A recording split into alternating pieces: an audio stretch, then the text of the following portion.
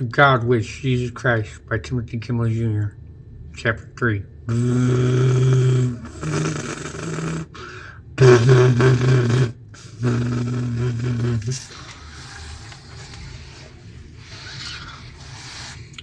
Jesus Christ communicated to me through, let's just say Jesus isn't a loud voice in your head or a voice in your head at all. He'll lead you to certain understandings if you decide to learn them that you wouldn't have otherwise known before. Especially if you share some special connections with him, which you can do anybody if he likes you enough. But you have to be likable, you gotta like yourself too. The good witch, the God witch, Jesus Christ, the God witch, versus a whole covenant of witches when he smokes this special, it looks like a stick, but it's hollow, it's tiny. They say it's the first cigarette ever made. Witches use it to try to see the future, clairvoyancy. But Jesus Christ always uses it to stay up. Otherwise, most people, like monks and stuff, they brew tea out of it to get to sleep. Anyway, because of this special plant, he ended up versing a whole covenant of witches one time. And all they really needed was an enemy.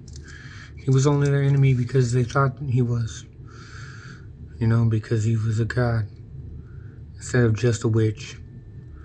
Like some of them, all of them really are just witches, not gods. But he was a god witch. And because of that, witch god, all hell broke loose. You know which one you are, just a reminder, like ancient times and stuff. He made that possible for you. Like the Southland. Either way, without that, you wouldn't understand what it means. The difference between good and evil. The bad and the good. The ugly of it all. The sordid little lies. I sort of tried to tell you one time, a long time ago, before I made this possible, with my speakeasy on it. Easy on us.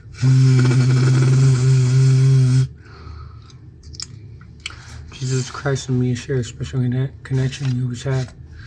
That's why I always find it kind of irritating when voices in my head try and tell me they're Jesus when I know they're not. Because Jesus is a lot less invasive than that. And even if he took you over to save your life, he would save your life again and give you back in the same instant to where you would never worry about it. So you never worry about losing anything. Because you never do. One time Jesus dropped me off a cliff and saved my dad and my sister and me in the same moment, right as I fell off the cliff, just because he knew I would think it was more fun. I'm gonna go skydiving too. I know I will eventually because, I'm not afraid of anything. So when I get the opportunity, even though I'm afraid of heights, I'm gonna go skydiving because he dropped me off another cliff one time in the dark because of my learning disability. I said, I'm gonna take a shortcut. I forgot there was a cliff there, so I fell for a while and I was like, oh, shh. Anyway, when I hit the ground, it was another preparation after the other cliff incident on Marine Hill for me to go skydiving because I literally flew that night, feather light, landed in the darkness on my feet and skidded down a slope for a minute before I stopped and said, holy shit, pardon my French, the world looks brand new. Thank you, Jesus. And Jesus said, I told you, I got you, Timmy. And I never doubted it ever since that first time he dropped me off a cliff. And that second time is even more of a reminder why I don't doubt Jesus Christ, the God witch.